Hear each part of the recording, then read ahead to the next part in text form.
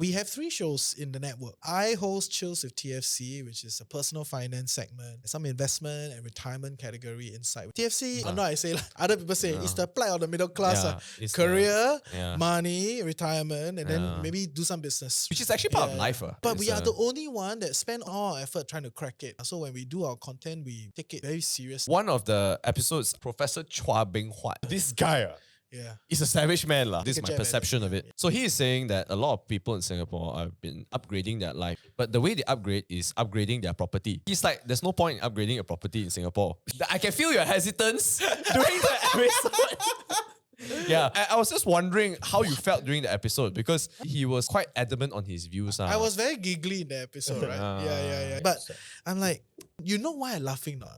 I'd ask whether the audience know why I'm laughing. He's pointing out a lot of brutal truth from his point of view.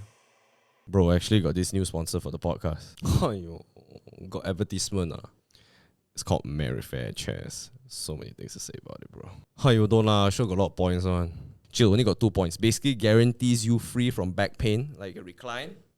And on top of that, 100% made in Malaysia. R&D all the way to your doorstep. Made in Malaysia. The whole thing made in Malaysia. Yeah, man. Crazy, right? If you guys are interested in this fine specimen of a product, Merrifair Chairs, click the link in the description below. You know you want to. Just click. Click it. Don't forget to enjoy the rest of the podcast. Love you long time.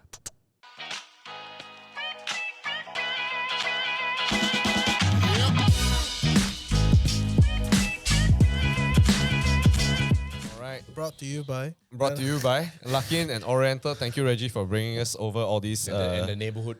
neighborhood day shop. Amazing. Yes. Yeah. So welcome back to Yamcha Sessions. A bit of context. Actually, this episode has taken far too long to happen, lah. Yeah. It's been a while. While. When did we talk about this actually? 2023. Okay. Before Pritam decided to go on the Malaysia podcast, right? You see, hey. Yes. It is so long ago we've been talking about this. And I'm so happy that it finally manifested today. Awesome. Right? So thank you for coming on, Chief Financial Coconut. Chief Financial Coconut. Thank you. I have been binge watching all your videos recently. Crazy so stuff. you're doing homework lah. Doing homework 100%. So I'm not shy one. You're not a fan yet. I am now. Okay, I am now. Honestly, I was Great. telling off cam, listening to Don Alex's voice. Wow. Hey, that's not my part. I know. Then I was like, wow, crazy voices. yeah. Then also your own stuff when you interview one-on-ones. Also incredible stuff. Thank you. I also was saying off the podcast, 45 minutes maybe is the sweet spot lah. It is lah, bro. I have to admit, maybe I fucked up lah.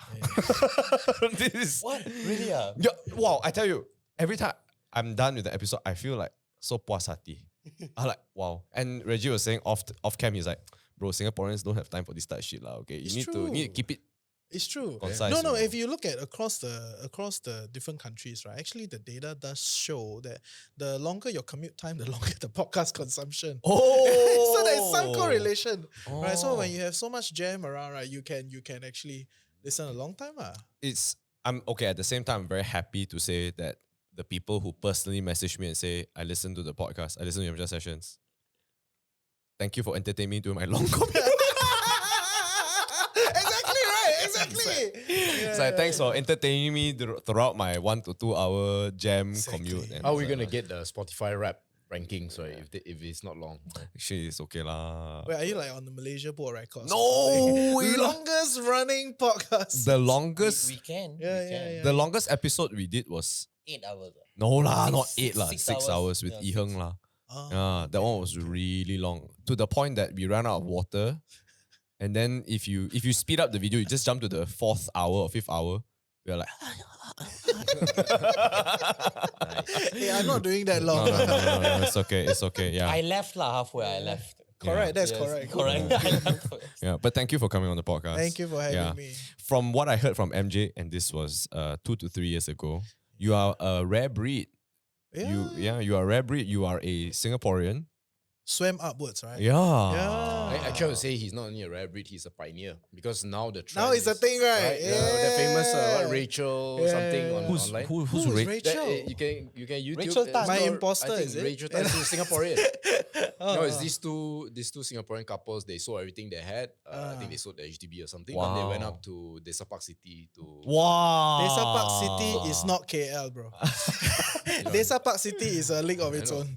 That time Rachel Tan, Nick, that time Yeah. Rachel Tan, Malaysia, Singapore, So something like that. Singaporeans are finally doing what they want to do, but they just hard to admit. Lah. This one. This one. Bro, her name is really Rachel Tan. Oh, I know them. You know them? I've seen them before. Yeah. You seen her or you seen him before? Both. Both, They- huh? yeah. So it's like, so you're a pioneer. You're not just unique or rare. you know? Yeah. It's true. I mean, when we did the podcast with Hosean about moving to JB, it was like hundreds of thousands of downloads, man. Damn. Right, that's a clear sign of interest, right? People were thinking Yeah. about it. It's a real thing. And then now you see it's just exploded because my download numbers on that topic has just come down. So, you know what I mean? It's like people really kind of get it, you know, they know how this works.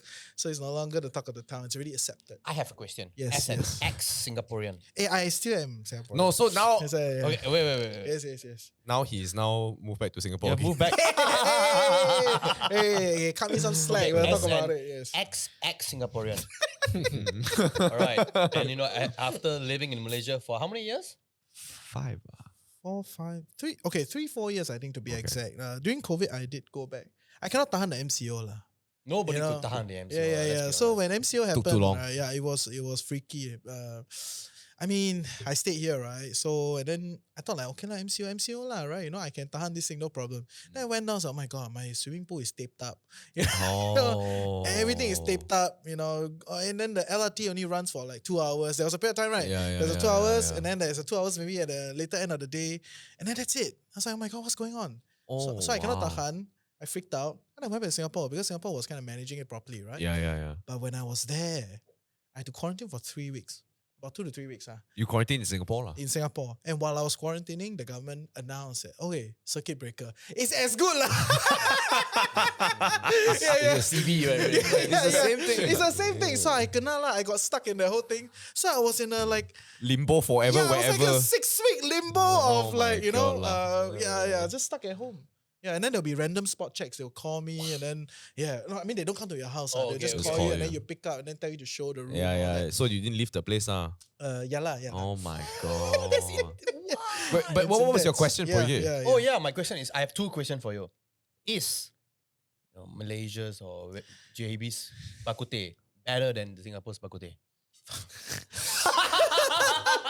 Hey, you're horrible lah. You gotta be honest. I'm here to collect some fans, you know. Hey, you're trying to like make me collect enemies, you know. Debunk it. Okay. So have you tried the Singapore bak kut teh? I have. It's white color, right? It's Unfortunately. it's the pepper style. Hey, wait. right? But Yes, got yes. some, it's Yeah. black color, but it tastes the same. Okay, Some like darker okay, sauce, okay. right? So you cannot compare like Assam laksa with like Sarawak laksa, right? I mean, it's fair. right? it's So you fair. cannot like this bak kut teh is that bak kut teh. It's not the same. But the thing is, but, Reggie. but, okay, in order to collect fans, in order to collect fans, you go I and think work- the Klang bak kut teh is the best. Okay, yes, yes, okay, yes. that's it. Let's move on. That's true. Second question. License Yeah. renew. Second question. First and foremost, you can come back to Malaysia. Okay, thank you. Welcome. All right. Is their chicken rice better than our chicken rice? Oh, bro. Oh, yeah, I think so. As a I think Malaysian, so. I think so. I think yeah. I so, think huh? so, bro. I had so many horrible Hainanese chicken rice here. Really, I don't know where the Hainanese people are really. It's so Bro. yeah. Okay, lah. I- I guess we give it to them. Lah. I went at first also. Kyle, shout out to I Kyle. love how it's a dam, you know. As if like I'm like, oh, we're part of it. Okay, great. Happy to be part of it. Yes. There was a Singaporean podcast. His name is Kyle, right? Hantu? Hantu, yes. Okay. He came on also, and then he was saying how, bro, your chicken rice Tak boleh cannot lah. lah. Then he recommended me just one location. Uh-huh. Damn confident, just go only. It's opposite Orchard there one. I on something lucky or something like that. I went there, got a bit of a queue. I'm like, it's okay, I'll queue. First bite, fuck man, it's better lah. It's better, Bro, you don't even need hands down.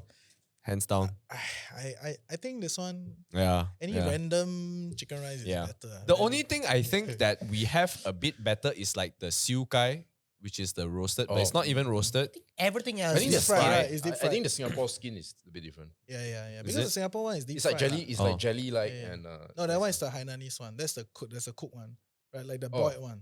Oh, Yeah. okay, Yeah. okay. It's a white chicken, different. Yeah, But the, yeah. Right. but the roasted one here is like fried almost one. yeah, the skin. yeah. I would say it's the same. Yeah. How about the mamak there? There's No lah. no mamak. There's no there. exactly. Wait, what? There's no mamak culture there. I mean, they have got prata shop lah. I mean, like okay, but mamak is different, right? Like mamak here is a subculture. It's not even Yeah. like it's not just a It's a place. eternal. Yeah. You know, it's not even like a place to eat. You know, Yeah. like okay, like It's there's a place to there's just- good food, there's goreng, there's everything, right? But Yeah. it's a place to chill. It is. It's like a hangout, you know. It's like a whole culture of its own, right? Over in Singapore, not say don't have lah, but you got like 24-hour prata shop lah. Got lah. Yeah. Which I think here is called roti canai, right? Yeah. Yeah. So over there we just call it prata. Why? Yeah. I don't know. Same This thing one, you lah. know, I am in no cultural high I ground thought- to I tell thought you you how should this know. works. I have Hey, no idea. hey, cultural. Wait, let me ask. I thought you should know. What should should be asking him. Let me ask the other Indian in this house, okay? Vicky, is it roti canai or prata? Yes. Yeah, Actually, honestly, if the guy says roti canai also, you like, this guy damn noob lah. It's roti kosong, bro. It's a- It's true, right? It's true, right? If the fella says, bang, satu roti canai, the mama guy look at you, fucking noob lah you. He walks away, bro. You gotta say roti kosong, bro. What? I've never ordered roti canai as roti kosong in my life. Boy, gay, don't lie lah. But you've boy, heard of gay. it, right? Huh? I've But- heard of roti kosong. It's just roti canai. There's no way, bro. Interchangeable lah. Vic, sorry, there's another Indian in the house lah. I just want to clarify lah, okay? It's normally you order is roti kosong, right? Yeah. Hey, serious? If you order roti canai, the fella think you noob, right? Ricky said probably. Even I also know, you know. That's the name. No, it is the official name. Okay.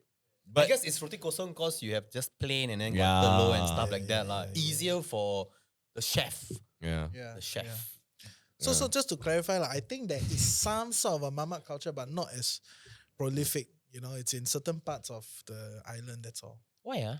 You Because guys it's can't just- stay up late, is it or what? Bro, he just said got 24-hour one. Yeah, got 24 Oh, God, hours. but It's just not. It's not. It's not a thing. Maybe it's just hard to make the numbers work. Oh, I got another You know? question as well. I got another question. I just want to ask one more last one since we have another Singaporean here, okay? Okay. Not Sure. another, the only one here. No, but we had a few. Do the ladies in Singapore go to shopping mall wearing Chenliku? This guy is just fucked up. What is lah. Chen Li Ku? Exactly. This guy is just fucked I up. am lah. glad This guy, you ah, asked. Hey, Nick, can you I just Google? want to. I just want to say. I am glad you asked what He's is a Chenliku. he's a married man with a kid, you know.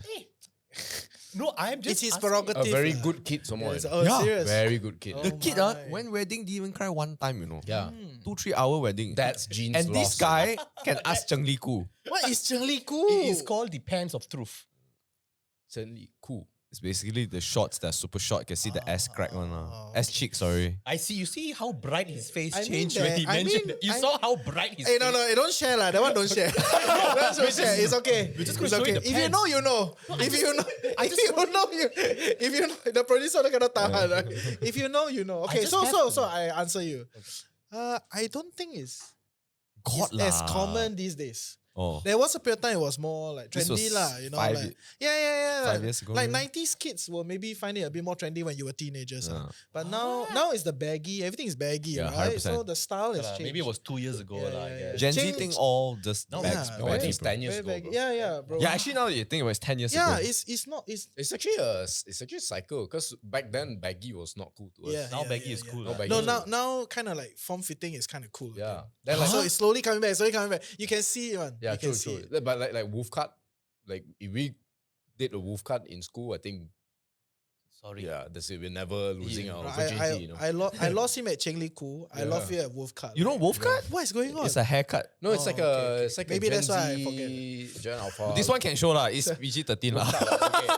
Just search Wolf Cut haircut. It's like the behind here. You get like Yeah. I don't know how to say Spiky. it. Not really spiky, like a bit shaggy. Like You a watch dog, Dragon Ball, no? Wolf. Isn't this like when we were kids? No, this is more now actually. This like the design- Taiwanese serial drama and like the J-pop era. A bit A bit of the energy, but- right? No, but white people weren't doing it. That's the thing. So then they started doing it. Oh, okay. So I Yeah, think but for I at least for me lah, mine is all spiky hair lah. Like that, you know that the was the anime, emo, the emo punk rock, all the anime one lah. Yeah. the fringe one. Yeah. I digress because this is Yamcha sessions after all. Yeah. So we do go off tangent. We'll no, be like, no. Let's go back. I'm in your house. I'm very happy to work with your flow. yeah, we were discussing in the podcast before this on how you started the financial coconut, Okay. right? Wait, you were discussing? I was no lah. You weren't on air ma. Okay. So now, like, I want to know what Yes. inspired you to start it actually. So actually, the long and short of it, I mean, I've said this on many different shows. So the long and short of it is I was quite bored after moving to KL. Oh. Right. So I stayed in KL for 6 months. For Oh. first 6 months. Okay. Test right? drive first. Test drive, you know, and I wasn't like staying put per se. It was just like my base, right? So I was traveling around. I would do like 2 weeks in Bangkok, and then I'll fly to different places. I'll go back to Singapore, but I rented a place here. I stayed. My barang was here, pretty much, right? So 6 months into that whole bit, right, it gets quite boring after a while. Alone It's not a KL problem, right? It's just that you get bored, right? You Yeah. can only cafe hop for so long. Yeah, 100%. Right. There's only so many cafes you can hit. At some point, my friends were like, "Oh my god, you know KL better than us." I was like, "Of course, every day you go to work, every day I go around, right? Yeah. Of course I know better than you, Yeah. right?" But anyway, I got so bored, and then I was like, maybe I should do something.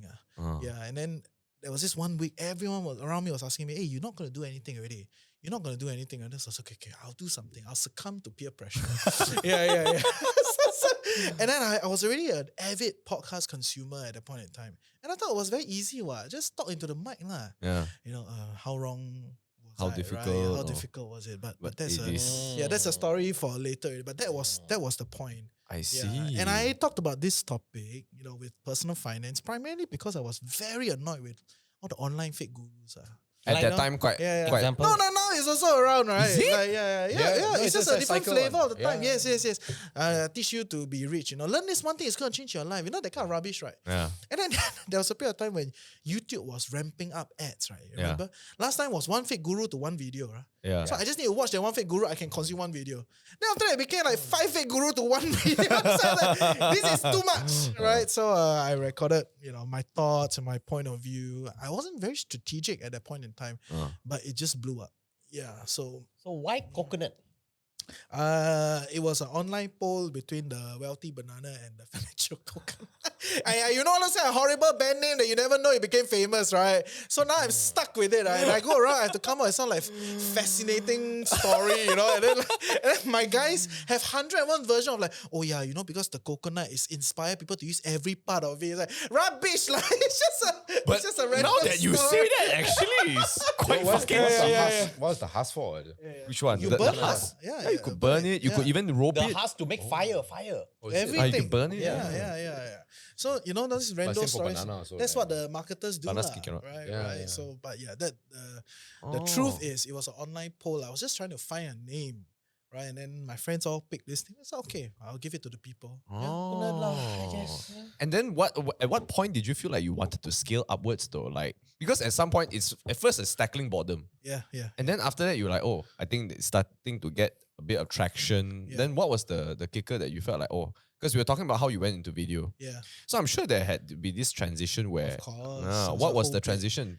So so the time I started taking this more seriously was when I had inbound clients. The money. Yeah, the money came, and then I was like, "Oh, you mean this thing can work like this?" Because I had no prior experience in media, right? Yeah. So I came up to KL because of a very horrible, startup failure and breakup, with my I founders. remember in was it Singapore. Break in up? China? Remember you went Like, to China? This yeah, is that before, was right? that was before that, and then I was Okay, stationed in okay. Singapore for 3 years, trying to do a like tech startup type of Okay, thing, right? okay. So it was around mental health. We were definitely ahead of our time. After COVID, suddenly it became important, right? But Now it's like yeah. I mean, must. whatever. Now it's like a must, right? It's like you Yeah. have a category, right? Like insurance plans cover it, right? So anyway, yeah. So back then we were ahead of time. Long and short of it is I had a horrible founder breakup, and that's why I left and come up here, right? So actually, I didn't really want to do anything. I was just really chilling. I had no prior experience in media. But as the podcast grew, when I had my first 1,000 listeners, right, like people following it, I was like, oh my God, this shit is getting real. I better know what I'm saying, I don't want to be a fake guru, So Later you become the 100%, Got people call you fake guru before or not? I mean, of course, along the ways, people have their opinions, but That's I- so nice of how you say it, The way he phrased that, for me, I would say, confirm Yes, some yeah. fuckers out there. Yeah. This guy, there are he- people I out there. mean, hey, I'm sponsored by the majors, I'm brand safe. But truth of the matter is, of course, people have divergent views, right? They see me, they think like, all sorts of stuff, right? So it is what it is. But I have crossed the critical mass. So essentially, like you get to a point where enough people think you're legit, right? You somehow have a barrier that protects you from it. Right? But that's a discussion for later, right? On the topic of like how I took it When more the money seriously. came. It's really just when money came out. And the first sponsored piece of content didn't even go out. Yeah, so the guy paid half of it, and then we were not very good at this thing at that point in time, and then it didn't go out, and I was very happy that it didn't go out because slowly after I found out that shit's not that legit. yeah. But everything was recorded. Everything was ready recorded. to go. Yeah. He But paid for your he paid half of training. it. Yeah. In some sense, You know? It's like- and I was very happy that it didn't go out. Wow, now we really got to see Yeah, that yeah. first No, episode. nobody has seen it. It's in my Dropbox. Oh. You don't hack it. You should put like previously this was how I do, and then thanks to you guys, I've been able to you should do something like that. Show us the first clip. Have you seen our first clip? My God, Bro, don't we watch No, that. constantly post it out, It's bro. not. It's not. Have we seen He's your not first clip? here. It's have you heard? Have you heard? Yeah, because that was audio at the time, Yes, right? Oh, yes, yeah. yes. Don't play. How bad could it be, bro? Yeah. And then when when the scaling happened, I remember you were saying that you had you were working with someone or you working alone. I had a co-founder. When you you break up after the that, team. after that. No, it's another co-founder. another So one. that was a previous startup, and then I had a co-founder that I connected here in KL. Oh, Yeah, so we wanted to do more of it, and then I hired my first guy as my editor. Which at that point in time was out of job. He's a drummer. He's a school friend of mine. Oh shit. Yeah, he was out of job because COVID. Nobody's Yeah. performing. So I got him to come in and do this shit with me. Yeah, Oh, that was damn. kind of the first rugged group of us. And then we had this like social media person, which was the wife of a fan. That whole bit lah, right? So it was very shabby in the first like 2 years, 2 years. Yeah. Damn. And then you slowly scaled, and then how big is your team today? We have about 12 people, full-time payroll. Damn. And then we have another like 10 people that are like kind of like in the ecosystem. I mean, you see all the talents. Yeah, they come in and you out. know, The regulars. Yeah, sometimes. regulars, all those, right? They're all on like. You have 12 on Yeah, payroll yeah, now. yeah, That yeah, is wild. Yeah, man. we are the biggest personal finance. Okay, sorry. We're no longer just personal finance. We are the biggest business finance network in Singapore. Yeah, we're bigger. We are on the internet. We are bigger than some of your mainstream media. Damn. Yeah. So your Business Times, your Money FM, all those big wigs, in Singapore, right? I think our internet footprint is bigger than them. I think honestly, it's the accessibility also, like, and also because when it's coming from a creator, right? It's Yeah. coming directly from the source. There's no additional like red tape and whatever. Sometimes I think it's a styling thing, like, because Yeah. they are also the source, right? In fact, a lot of time they are the source. We read their stuff, right? And mainstream media, you kind of cannot say. But they're it's not also the source, right? you kind of like morphing it for it to be easier to be digested also lah, right? Fair. You can say So that. it's kind of like a filter also. But it's also perception, right? Mm-hmm. Sometimes when it comes out from the source, it's like so dense and you're like, oh my God lah. And then when it's translated, then it's easier on the ears lah. Yeah, fair. Yeah. I can give you that. I want to talk about a couple of episodes also, if you don't mind. Sure. Yeah. Please it's- don't bring but- some old shit. No, like, no. Hey, you see, this one Hey, episode but- 5. No lah, I won't. Hey, you better I promise. don't drag any shit. I promise. Okay. Because I also want to talk on the topic of the KL, you living in KL, everything. Sure, lah. sure, So sure. you were saying how it was because of a startup that didn't Yeah. work out, and then you moved to KL and everything, right? And then you interviewed these guys in JB. It's like your Yes. most popular Super popular. video. Yeah. So I only knew that you were in KL a few years back, but then that episode was recorded like a year A year out ago. Yeah. year ago. How'd you guys meet? Like those guys in JB? We met in JB. Okay, so although But how'd you get to know them lah before you Oh, you okay. met them to I do mean, the at some- episode? Maybe for context, you can name the two person. Yeah, wait. Let me just like. Yeah, you are move getting on. all I'm getting blurry, all your foggy eyes. and intense, and this shit's getting real. Drive safely, Yeah, guys. yeah, It's yeah, raining outside. The roads are slippery. Oh, Stay okay. safe, right? Stay safe. No, it's been so weird weather recently. Super hot, super rainy, super yeah. cold. It's like all together. This all morning was so together. cold. Yeah. yeah. So I how'd also- you get to know them before you got them onto the episode? Okay, so I think if you scroll back and listen to the episode, it was our interview with Hosen Leong, which is quite a famous comedian. I would say he's very famous in Singapore. As a He do stand up and something like that, right? Yes, then yes, now he's going back into stand up or something like that. I remember, part of it in the episode was like that. Yeah. I grew up watching his stuff, right? So he's cool. And there was a period of time when I was back in Singapore a little bit more. So for context, right? Although I say I stay in KL, which is true, I spend about 3 weeks here, and then I'll be out there for another like 1-2 weeks, you know, in Singapore. I got to do my recordings, do my business meetings in Singapore, right? So and then I'll crash with my family, you know, for like a week or Couple two, weeks, and then once I'm done, then I'll come back here, and then I'll chill out here, right? So that was kind of like the cadence. So there was a period of time when I was spending a bit more time in Singapore, and that was when kind of the business was, you know, growing, right? So I wanted to spend more time. And then people were chatting about this thing. They were saying like, hey, do you know that Hosen shifted to JB? Wow. Yeah. So I was like, Everybody wants to come to JB. I was like, really? It's like, I mean, now it's a case, right? The JB people want to leave JB, but that's a different story, right? So, so that was like that little chatter. And I was like, really? You mean he really did that? So I just DM him on Instagram. I was like, I heard you shifted to JB. I would like to talk to you about it. That's it. And he replied. And then he was like, Jom. It's like, yeah, Sure. let's do it. That's it. But you know, I mean, he's a celebrity. Yeah. But we were not that, you know, small ourselves in our corner of the internet, right? That's so why we were okay already lah. somebody, right? We're already somebody. So for all of you out there, you're thinking of like doing this thing, right? Please be real. If you don't have a platform, who's going to come on, right? So, you know, we're already somebody. We're not like huge at that point in time, but you know, we got something. So when I DM him, he was like, sure, come. So, but back then we don't have a lot of budgets. Not that now we got big The one budgets. you have to go all the way there, Yeah, get yeah. all the equipment there. Yeah. No, my barang was in Singapore. Okay, so I record everything in Singapore. If Yeah, look you have at- to bring it to JB lah. Exactly. So it was me and a volunteer friend of mine. Oh my. Volunteer, We Volunteer. don't have budgets for another head count back then, right? Did you at least belanja him dinner or something? Oriental Kopi lor. Today's episode is brought to you by Oriental Kopi, one of the most successful listed companies. I wish the episode was brought to Sponsor lah, do something, okay? I wish it was Yes, sponsored by yes. Lakin. My Okay, God. okay. Yeah. I mean, we're just showing the possibilities, right? Yes. Thanks, just open Reggie, up your thanks. minds at product placement.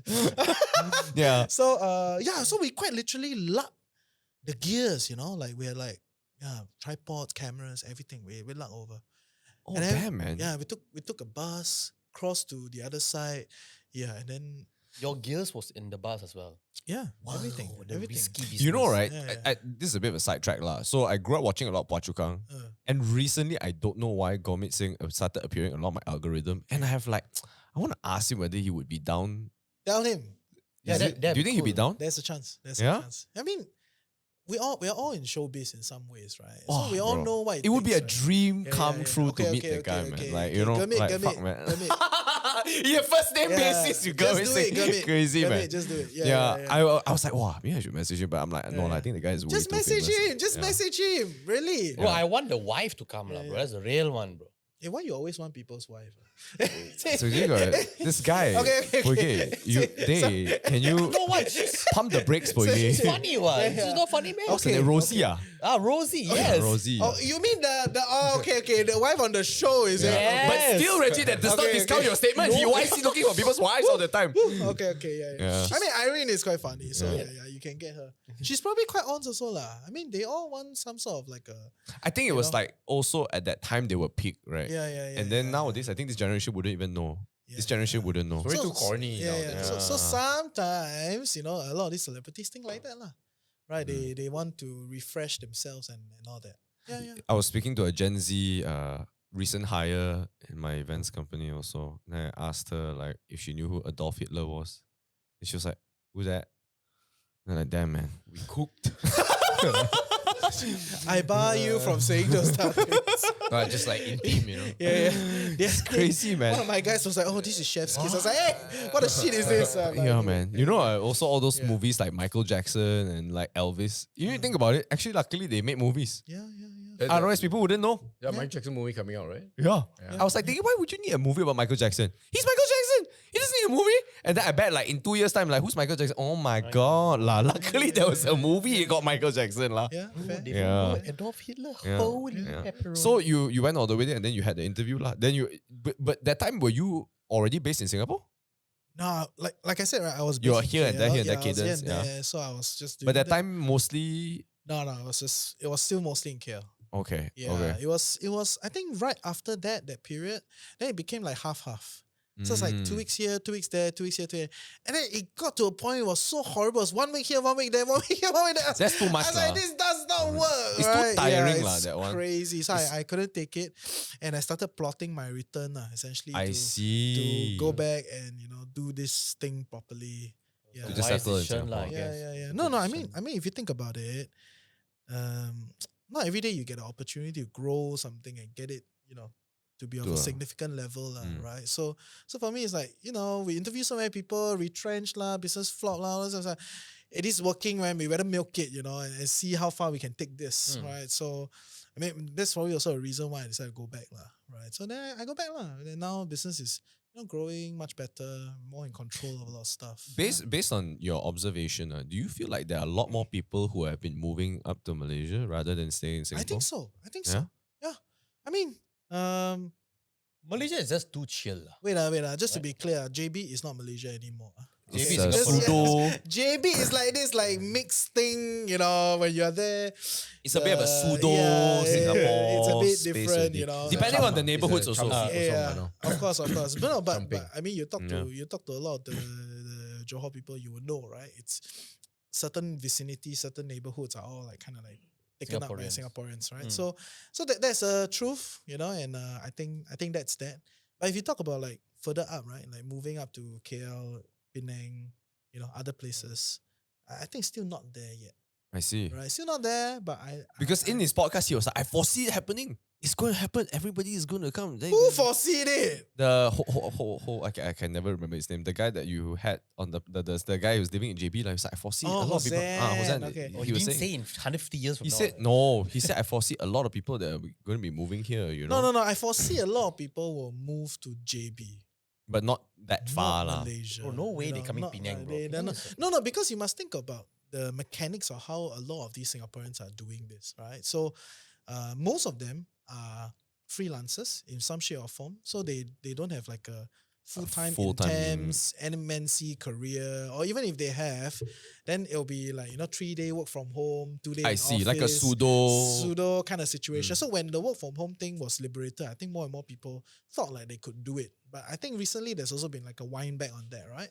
But that's a different story. So Yeah, there has. The- I'm one of your podcasts had mentioned that too. It's saying how like you can't exactly do a full work from home thing because you rather see someone. But yeah, exactly, right. So you start to see that because of the optionality of work these days, that it becomes a viable thing. So most of the Singaporeans that are there are like that, Mm. right? So in other words, right, they kind of cannot leave Johor. Because it's too far It's too already. far. Yeah. Like it's worse. And once the RTS is built, right, it's even worse. Yeah. Like, are you gonna like live in Malacca? No way. man. Like some people Yeah. will, but like this type of Singaporeans, they won't. Yeah, it's also because I feel that, if anything were to happen, it's immediate, right? It's Yeah. not even like a half-day trip. It's less than Yeah, that if you no, were to no. go back from JB. Yeah. Yeah. Yeah, so that is the ecosystem. Yeah, that is the thing that's happening, right? Then there's also a growing, interesting landscape of like, this kind of like foreigners, like not from this part of the world, foreigners that house their family there, and then they will work in Singapore, right? So the budget, right? They will take a very big house in JB, Yeah. and then they will rent a small little apartment in Singapore. Yeah, so yeah. for them to grind, and then they'll meet their family in Johor. So there's that whole dynamics. Essentially, Johor, or like JB per se, Johor Bahru per se, has really become this like residential area Yeah. where a lot of people are living their life, and finding great value in living their life in such a space, but then, working in Singapore. You can quite literally say, JB cannot survive without Singapore. To some extent, I also feel so lah. I feel like if you removed Singapore from the equation, I think they would also probably die lah. Yeah. No, and I don't, Yeah. and okay, I Like, say, what's the economy got? Mid say- Valley? Like what? And I say with relative in mind, right? So I always tell my friends like, when you look at staying in JB objectively, you are still tied to the Singapore economy. Yeah. Right? You are just trying to stretch your dollar. You're trying to For- do that arbitrage because 3.15 Yeah. right now, right? So it is what it is. Yeah. There's no real economic structure in this part, of Malaysia on its own. But when you look at KL, when you look at Penang, they stand on their own. They don't need Singapore. Right? Like You think Penang stands on its own? I think so. Is it? Yeah, there's a very big export market in Penang. The A lot of Yeah, MNCs are there. the You know? E&E guys, Yeah. yeah. So that whole thing is an ecosystem of its own, right? So if you think about it, right, like these other parts, you can say you integrate. Like if I really wanted to integrate my business here and integrate into a local economy in KL, right, it's very possible, Yeah. right? But in JB, everything is tied to Singapore. Of course, vice versa lah. Actually, if you started TFC there in JB, wouldn't it have been a lot better also? Like, why all the way in KL at the time though? I don't think there's a difference. Like I said, it's not like I Oh, you moved didn't to- really start TFC because Yeah, like, you know what I mean? I never moved to Malaysia to start TFC. I was like, oh, that wasn't the core that wasn't- intention lah. That's true. That's true. That's true. Yeah. So that's that. I also wanted to ask about the whole. So another episode, but you were not in it. It was the Howie Tan one about his kidney failure one. So for context, right? Because I know sometimes the listeners of Yamcha Stations not exactly will listen to every episode and vice versa. So there was this episode where you had this guy. His name is Howie Tan, and he was like this super successful Singaporean, 6-figure, per month, like grinder and everything. Then he finds out that he had kidney failure. GG. And then his mom was the one that, I don't know, a spoiler lah, but like at this point you should, Check it out. yeah, you should check out the episode. I was just listening today. I was driving and I was like, wow, I can't believe you can hit that point in your life where you can grind so hard because of the whole FIRE. FIRE is financial independence, retire early. To the point that he, correct me if I'm wrong, he started puking in an event and then after that just gathered back himself and then finished the event because it's apparently a Singaporean thing to do. I'm like, my God, bro. If I puke, I'm like, fuck it lah, I'm out lah, guys. I'm not doing this shit lah. No time to die. Yeah. So he basically gathered himself, No wonder finished you're the staying in event. KL. KL is okay. Yeah, KL's fine, man. That's why. yeah. You don't go there. Yeah. Hey, taking shots at us, man. No, man, I'm okay lah. Like, Yeah. so we can he, talk about it. Yes, but yes, please. his kidneys failed, and then after that, the only person that could donate the kidneys is his mom because that's the only match. Wow. Yeah. So I have a couple of questions leading up to this episode lah, that where I listen to this because it strikes me quite hard. Like I've been in this health thing where I've been looking at what I eat. Or at least I try lah. MJ is a testament to that lah. He's my accountability partner. I send him pictures of what I eat every day. Right. First of all, how did you get to know Howie and how did you all know about this or did your producer source him one? Like I'm Okay. just curious. Okay, so I must be very candid that I have not heard the episode. Okay, but the episode was my idea. Okay, so we have 3 shows in the network, right? Yeah. They're ongoing 3 shows. Chills with TFC, that's our career category. Wise and Shine, that is our career category. The chills is the Yeah. relax. No, it's not that relaxed. Everybody say that's a fake name because there's a lot of intense questions in it. Yeah, man. I But, feel quite chill lah. Okay. Yeah, No, that's great. That's great. Good I that you really feel feel so, it's quite because chill. I love it. I Yeah. love it. But Wise and Shine is our career category, Mm. and that is hosted by Dawn, SG Mm. Budget Babe, and And Alex. Right, so they are the co-hosts for that show. I host Chills with TFC, which is a personal finance segment. There's some investment and retirement category inside, which also talks about some of these FIRE stories. Mm. Okay. And then there's a third show, which is TFC Business Show, where I do this with Judson, my co-host. He is a senior marketer in the category. So essentially, there is a whole network of people, right? And together we form the middle class problems, right? Together you form the business, discussion. you know all the problems of middle class, right? Yeah. So I mean that's what some of the hey, you're the plight of the middle class. Okay. The plight of Thank you. But anyway, so I don't do everything, but I do kind of just have a little hand on see what's going on, right? So Okay. it was actually at Howie's episode, there was another guy, right? I think it Yes, was the guy Tr- 160 kg lost yeah. 80 So, kg. Yeah. I learned what a gastric bypass was in the episode. I'm like, oh my yeah, God. Yeah. So actually, that episode was inspired by another friend of mine, which came on our Chinese show. We did a Chinese show, but we killed it because Oh, sure. it's very hard to run sponsors. But that's a different story. Okay, so I saw that he went into the hospital. was like 30 It's plus. 38. Yeah, I was like, no, it's not Howie, another Oh, guy, another right? guy, Another guy, okay. 30 plus. I was like, what's going on? Right, seizure or something, and then like big Wow. scar on his head. I was like, hey, oh, you're crazy, you're working too hard. So I don't know that if there is objective data to show that there is a higher career risk for Singaporeans relative to KL. You cannot compare to the whole of Malaysia, okay? I think that's stupid. And sometimes when I see some of the influencers here compare everything Singapore to Malaysia, I want to slap them. I'm not gonna name it, okay? So You can. no, I'm not. But you should only compare Singapore to KL, right? Uh. Objectively, if you want to think City of to city, city to city, right? So I don't know if Singapore has an outsized anomaly on that front. I never studied the data set, but in my sphere on LinkedIn, right, I see a lot of these people. And I think it was that period that I thought like, oh my God, this is crazy. We need to talk about this. Why are all these people collapsing on like very big disease, not like flu or what shit, it's like big stuff, right? It's So I was severe. like, this is problematic. So I told my producer, hey, talk to them, see whether it's okay. And that episode actually took a long time to plan because we wanted to make sure everybody was in a better state when they come in, because this is a sensitive topic. And you don't want to be too fresh. You come in and then you don't want. So that was actually a tough nut to handle, and it was a great response. And I think I think of it as a great response, but not in the most positive light, because that means that a lot of people actually are they silent. are going through it. Yeah, they're going through it. Silently, they're feeling their health go away from them. I just want to say Alright. it is similar Yeah. Like in KL, Just saying. I can guarantee you, majority of people, especially in agencies, do go through that. Yeah, it's horrible. Yeah, I know people in agencies in even Jakarta that have gone through that, and if I'm not mistaken, also Manila, quite often I think this was 12 years ago, if I'm not 12 or 13 years ago. I was in an ad agency, and then I pulled like 2 all-nighters back to back. Is that? This is before I joined my events company. So this was because it was for a pitch for Astro at the time, and I was like, wow, so grinding damn hard.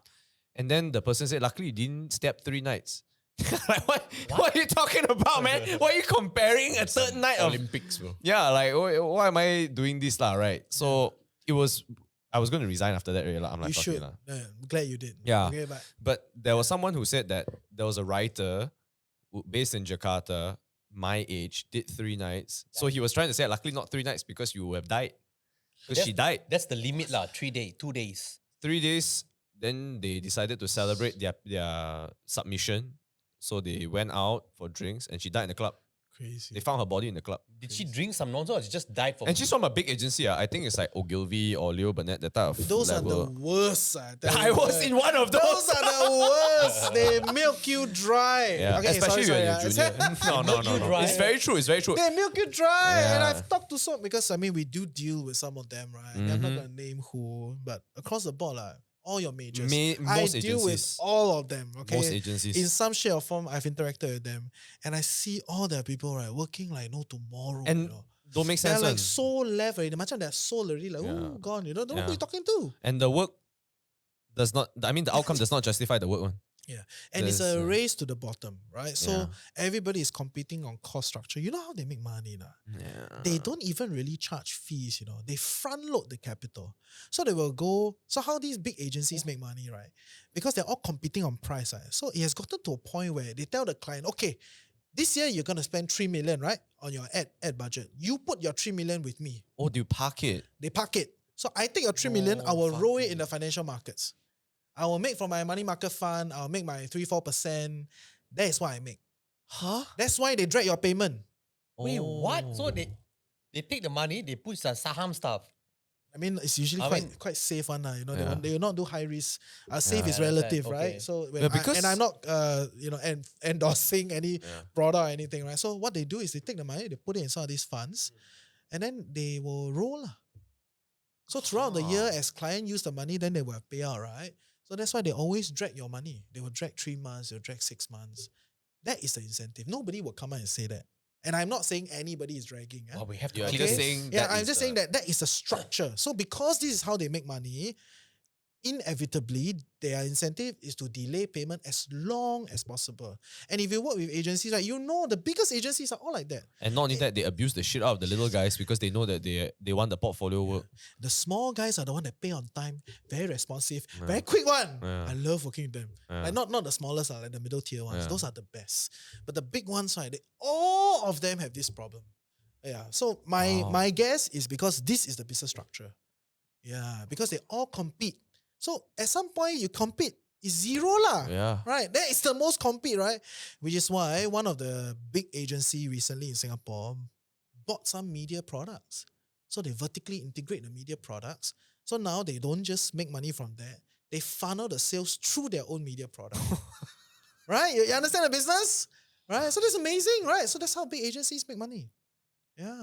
And then when I saw through this whole thing, right, it's like, oh, no wonder. They always drag. And also the reason like holiday lah, this lah, that lah. They will always have something always got on something leave. happen, Yeah. on training lah.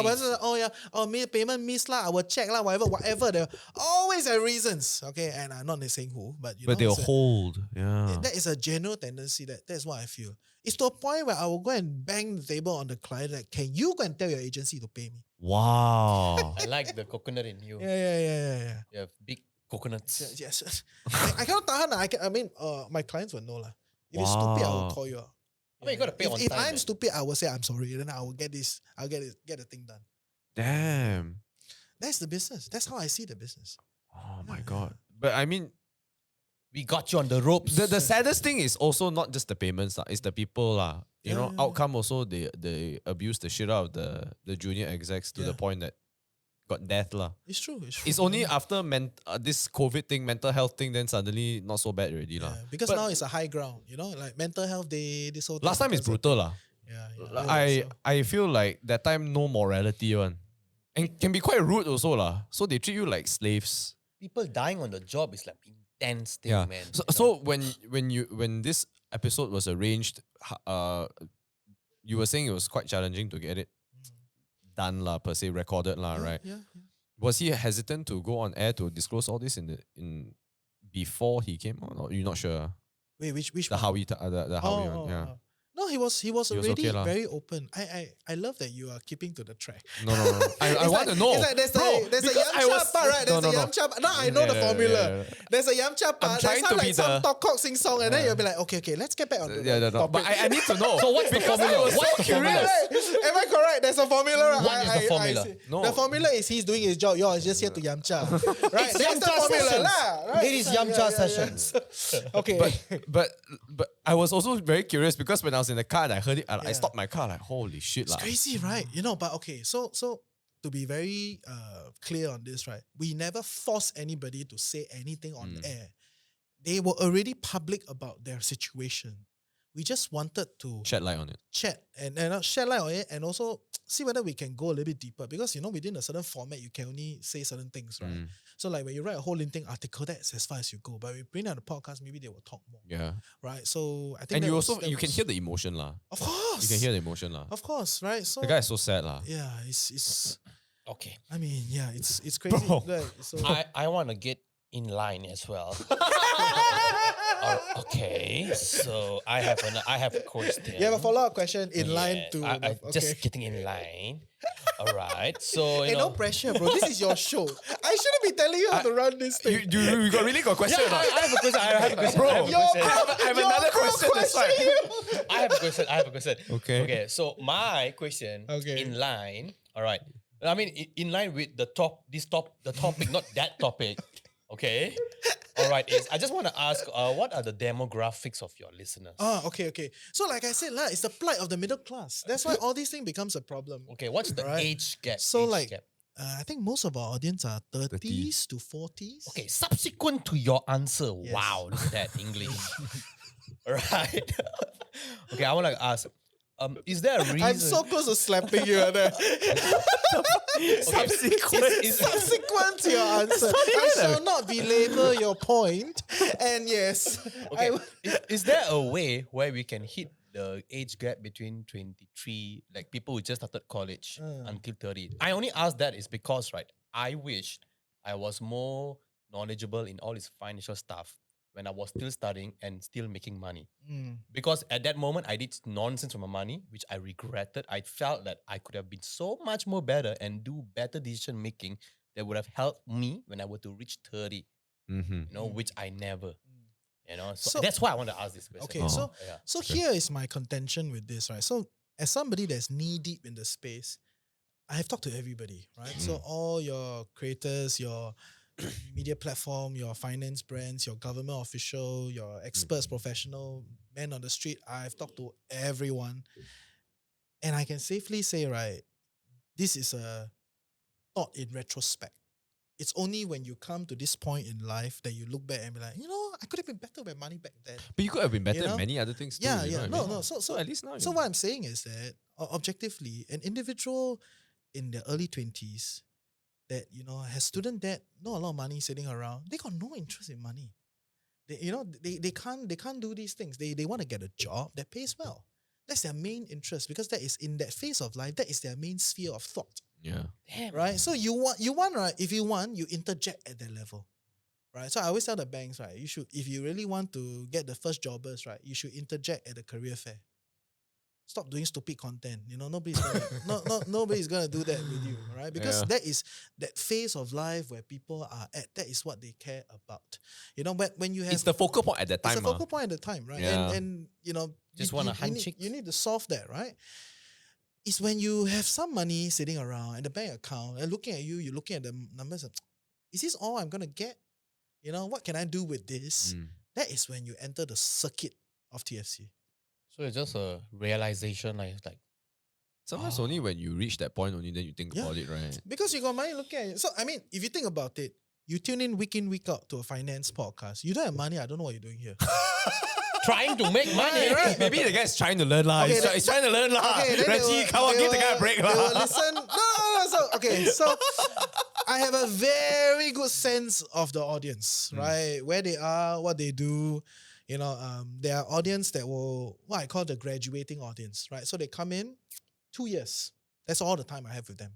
Okay, they will learn, they will read out everything, they will be very active in the community, ask all sorts of questions. Once they pick up the big frames of what makes sense, they're done.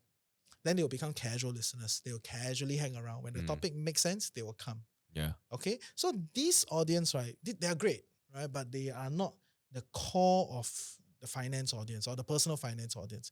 The core of the personal finance audience, right, are the people that want to make, like really squeeze the numbers, squeeze the market, right? Try to get every opportunity out there. So the tonality and the content is very different.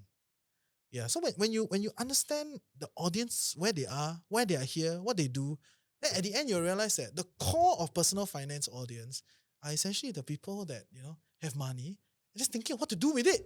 And also know- people who are possibly could be put in a situation where they might not be able to make money.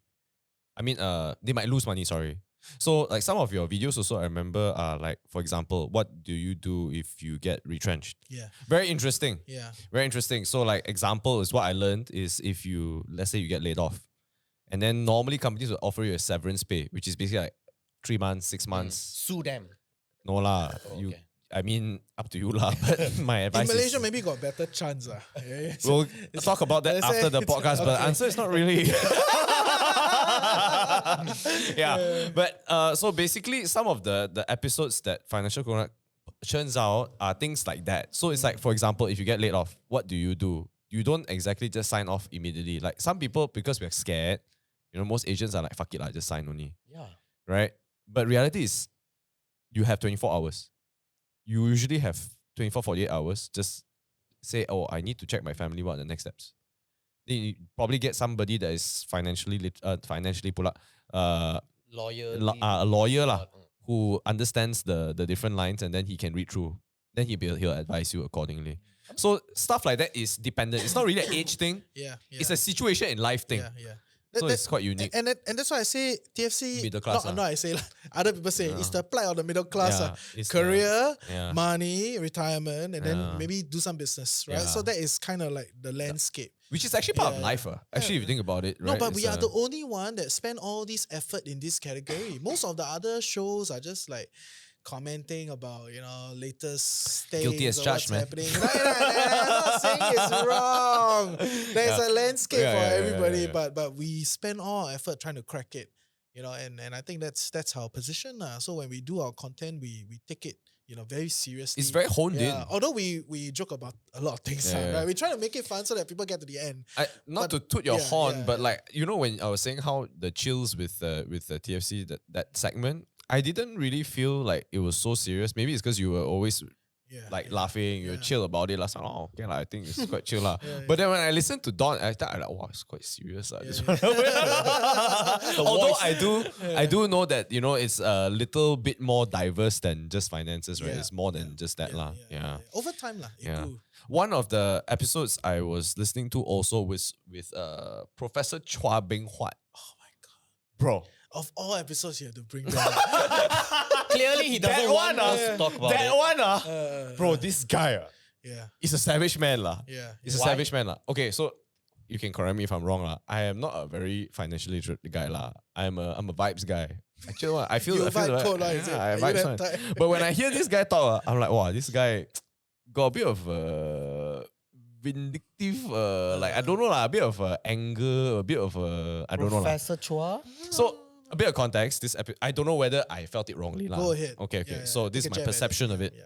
So he is saying that a lot of people in Singapore have been upgrading their life. It's good. Okay. But the way they upgrade is upgrading their property. What else? But he's like, there's no point in upgrading a property in Singapore. Because You take a take back. unless it's a necessity, which is a valid point. Like I'm trying to grow a family. So family of 4, I need extra rooms, whatever. I guess granted you need that ma. Yes. But he's like, no point you sell and then you invest in property in Singapore because you invest, the market also go up, right? You think you earn money from your property, then you buy another property. Nah, man, yes, it's still the same loop because who ultimately owns all the property? It's the government, right? You don't really own it. Yeah. I can feel your hesitance during the episode. Yeah, but I wanted to I'm ask. holding my horses here. I let you finish. Yeah. it. So I was just wondering how you felt during the episode because What he talking? He was- nonsense. he was quite adamant on his views. I was very giggly in the episode, right? Yeah. If you look at the comment section, right? I didn't read the comment You section. go and read the comment section. I There feel like was I need to read there it. was so much hate. People are like, these hosts need to stop laughing. Need to pay respect. I was like, bro. Shut up. Like, you know, your show, you can do whatever you want. No. I mean, like, I there are some parameters to these Respect things, to right? the. Yeah, but I'm like, you know why I'm laughing now? That's a part, right? I was trying to like ask whether the audience know why I'm laughing because he's pointing out a lot of brutal truth from his point of view, and he's one of those legends that you can disagree with him because you have different assumptions and you come from a different school of thought. But it's very hard for you to say he has no school of thought. This He guy is a school of thought. Yeah, he is You know what I literally. mean? So, so he no. I mean, not all professors are the same. He is a legend of it. He holds. He his own- also don't hold back, man. Yeah. He's yeah. not holding back, bro. Yeah, This he's- guy not holding back, bro. He's one of those. I don't know exactly his background, but it's quite close with the founding people essentially. Oh, So Mm. and that's the part about when he spoke. It was at like the Singapore property market had a crazy boom in the past few years, right? And that's why we asked him to come to talk about like what's his optics on this because he wrote Yeah. multiple books and papers around this, right? And he's a sociologist at heart. Also what he says like, okay, I know some of my fellow sociologist friends have a different view. Don't attack me. Okay, anyway, I'm in Malaysia. I'm free from your problems. Okay, so he has his own view on how this thing works, how the market cycles back, property and all that. You can go and listen to that. But we asked him out exactly to highlight that point of view. I will link the episode. I will link the episode. It's a really good episode, I feel. I was literally just listening to it a few hours back and I'm like, wow, Yeah. very insightful. But please continue. So and I think that is the color that TFC brings to the landscape in Singapore, right? Like we do some kind of fun, but we actually work very hard to get these guys. But these it's guys quite tough, bro. are damn hard to talk to. Like we are. I would argue that most of our personalities, our hosts, are all very well learned. Like we really understand the topic to hold a conversation at this level. Yeah. If not, we'll be asking, Chua, bro, of so many years of doing this thing, what is the most memorable thing? Rubbish lah. What kind of? Okay, stupid question is that? Yeah. But it's on every FM, right? Everybody asks a stupid question. Oh, can you share with us one success tip? It's like, what bear? You know, like, can you do your homework? But anyway, okay, I've been waiting to say this. Normal question, lah. You know. No, it's No, okay. it's not a bad question. It's a butter up question. Then you go to the hard question. but if the whole thing is that, then Oh like, my what the God. fuck are you asking, lah, bro? Yes. Okay, you deserve a session on TFC. Thanks. I'll bring you on. But you know what I mean, right? Like, and you do your homework. That's why you can ask questions that are like 2 steps down. Yes. Right? That's the whole purpose of That's the doing whole it. purpose, yeah. So we do a lot of homework so that we can, ask questions that are 2 steps deeper. Yeah. And that's why we have a right to exist in a landscape of content. And I think a lot of people don't realize the amount of work that goes into that. It's a lot of because it's always easier to see. Oh, these guys just on a couple of cameras and some mics, right? No. And a lot of these personalities, they come with all sorts of history and baggage. You need to kind of understand, like what's going on. You need to know what they said about so and so, and there's a little circle around them, right? Like once you meet a few, you will meet everyone. They will tell you, this person, that person, everything, right? And then it's up to you as a personality, as a person that holds space for the conversation, to then make a decision how you want to take this, lah. And also, you're treading some thin ice. Yeah. So Because property prices were so high, right? So it's that whole bit, lah. Yeah. Has the Singaporean government ever come for you? Or not? It's a legit, honest question. Don't laugh. I was like the producer. No. I think that's a fair question. You're not the first person, in fact, right? You're not the first person. And in fact, just fun fact, since you asked, right? When I told some of the finance brands that I want to spend some effort to talk about Malaysia property, JB Living, and all these like MM2H stuff, right? They all warned me, They're Sorry? Yeah, they all warned me, all of them, right? So, I mean, They warn you. All are your colleagues and No, friends. like some of these big finance brands in okay. Singapore. They're like, you sure? You gotta talk about this. You sure? The government will not come after you. So far, no government has come after me. Oh. Right? But is it that sensitive of a topic? I think the OB markers or like essentially the what is acceptable sphere of discussion has shifted, I think. So many years back it would be a hardline no. No. Really? Yeah. We're not talking about JB. Yeah. Because okay, I mean you know how this game works, right? We get sponsors, we make money from sponsors. Yeah. Right? Okay. So I always want to keep the juicy topics for the sponsors. Right? So when the sponsors say, oh, we want to do mortgage, I was like, how about you talk about JB property? Anyway, you issue the mortgage from your Singapore entity, right? Because I'm a Singaporean, I take your mortgage as Sing dollar. Right? Then there's a negative carry on that front, right? So most of them will say, no, we're not talking about it. Most of them. In fact, all of them.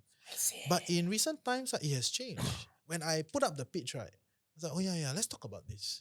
And then they'll be like, oh, okay, we'll come back to you. It's no longer a no. That means at some level, some people have started to accept that, this is a thing. Singaporeans are no longer living on the island only. It's like how French people don't just live in France. They move around, right? So, I mean, Malaysians are a lot more used to like going to different places and, carving a path. Singaporeans, like it or not, over the course of time, only a very small slither at the top, which are the elites, right? Consider. They get access to all these kind of international platforms and they get a chance to do that. But for the mass, right, there's no need for that. But now it's different, it's changing. So more and more people are looking at it, whether it's retirement, alternative lifestyle, charting a different path. So these things start to open up and become more acceptable to talk about. So yeah, quite interesting. But if more and more, so I don't know whether I'm reading this differently, right? But what you're trying to say is if more and more people talk about it, are they wary before this to talk about it because they were worried that a lot of people would leave Singapore and then it would create like a I think it's politically sensitive in some ways. It's like I come and tell you, hey, Malaysia very good. What am I saying about the Singapore government? You know, that's how people think. Yeah. That's how people think, right? But over time you start to realize that, it's a lot more complicated than that. Right? Because you're pushing it rather than that's what they think. But for me, I'm not pushing it. For me, I'm hijacking the conversation. Yeah. People are already doing it. So I want to talk about it. I want to know what's going on. Yeah. It's so strange because if that's the case, right, then what is your quote and unquote freedom to talk about any like your freedom of speech, right? Like Is you there can't- freedom of you- speech in Singapore? By right, yes. You just cannot. I mean, I'll speak on behalf lah. Yeah, yeah. You No, just no, cannot no, shit no. on the government only lah. On in layman's terms lah. I think it's okay if you talk about shitting on the government in the sense of like You cannot. calling politicians out, you know, cannot lah. call them names and you know all that, You right? can't do that. Cannot. I don't think so. I think you will kena lah. I think it's No, it's true, It's that- quite fair lah. What's right? that guy's name? That kid who. Amos that was many years Oh, I back. remember that Amos, guy. Amos Yong lah. Yes, I yes. guess. Amos Long Yee, ago. yeah, long ago. Like in Malaysia, like you just can't touch yang di Petua Agong. Yeah lah, you cannot touch the king, you can't touch religion. You know? That's it. religion Oh, can. Yeah. Religion talk- can lah. you Just can that Talk about the imams. You can't. You get what I mean? So there are and this is what I'm saying, right? Can we? There are always Talk about parameters. imams? Yeah. There You are, can. In a and good then- way, I don't know. I don't know, but you know what I mean, right? So what I Yeah. mean is that there are always parameters as to what is acceptable as what is not. And if you want to do this thing in Singapore, then you just need to be smart about it. You need to know that these are parameters. That there will always be people that think now we can push more. Okay lah. That's just not my thing lah. For me, I work within The legal what parameters. is beyond legal, right? This is a social marker thing, right? What is acceptable? Yeah. I work within what is acceptable. But I think a lot of people have been talking about it too. It's just like the what's that called? I know it's a failed project and it's a poor example, but Iskandar. no, is it Iskandar? Okay, about No, the- it's that island. That the fuck, what is it called? The free Forest trade- City. Forest City. Also, that Ah. narrative of like, you can enjoy both sides of the city, Yeah, the pond and Yeah. what? I mean, on that note, right, on the JB note, right, Mm. I think some of the developers there are not quite smart. Uh, Okay. I So mean- Yes, you're no. not wrong, not Let wrong. me give you my point of view, because this is my first-hand point of view, and I've seen things around. Listen, There are a few major developers in JB, Okay. right? Right. And some of them are from KL, Mm. right? And we all know who, right? you want to I'm not naming names. I want to seal a deal with them. So I'm not naming names, but you know who are those. We know. And then when I look at the development, I was like, what are you building for? No, that's the real question, right? Yeah, are you building for the Johorians? Then okay, it makes sense. But at this price point, No It doesn't way make you're sense. building for Johor. so you want to build for the Singaporean, right? The Singaporean does not want to come here and stay in your like 2-level terrace house with 3-bedroom upstairs. They want to come here and stay in a bungalow. Semi-D, corner, corner unit 100%. with like 4-5 bedrooms upstairs, Because maybe if they're two going level- through the trouble, they want to go for higher. They are right? times Of course. 3. Of course. No, exactly right. So firstly, they can afford. And then the question is, why are they here? Yeah. They want the Right. land. Right? And if they are here and they are the type that they are here to try to get the arbitrage, and They because want to maximize the arbitrage. Lah. yeah. So there are only two major group of people that are maximizing arbitrage, right? There's one type which they're doing fine in Singapore, but they want more, right? And the gap between a condo to a house is too big. Right, in Singapore. So okay lah, let's just do in JB lah. We can get a big house. Right? So that is one group of audience. The other group of audience are trying to make it work. Right? So they will stay in a condo. Who stays in a 2-bedroom terrace? Like 2-3-bedroom, 2-level terrace, which is everywhere in Malaysia, right? And you build that for the locals. So it's Yeah. stupid that it's not selling. When I talk to some of them, say, this thing not selling. I was like, stupid. Of course not selling. Right? Who are you building for? And at what price point?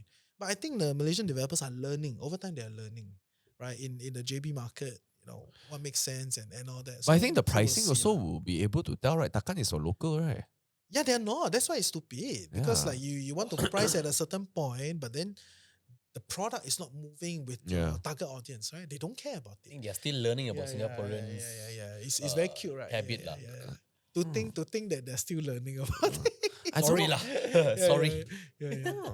Yeah, but so I was also talking about that episode specifically because how did you manage to get him on? Like, is it like a network thing or Professor, Can is say it? Yes. Okay. Okay, so I have 3 producers. Okay. Each show has a producer. And my producers work very hard to get guests. Right? So they will have to figure how to get what I happens. see. Every week we have meetings to talk about this. So this is it's an organized process, right? Who are we going to talk to? What are we talking about? Why is this person on the show? There's that whole bit lah. Of course, when things get busy, sometimes we fizzle out on this bit, but broadly, people are doing that part, right? But for some of these high profile guests, right, it's usually a mix between like, This is network, bro. yeah, you need to have coffee with them. like, Beer, coffee. they'll be like, hey, we meet first, yeah. Yeah, Then I've had when I those, first yeah. started, I very annoyed with these people. I was like, what the hell? Why do I meet you just for a podcast? But over time, I learned that's just how it works. Right? Because they want to know that they can trust you. They want to know when it comes to our show, it's safe. You can be interesting and intriguing. You can push hard questions, but they don't want to collapse, on the show.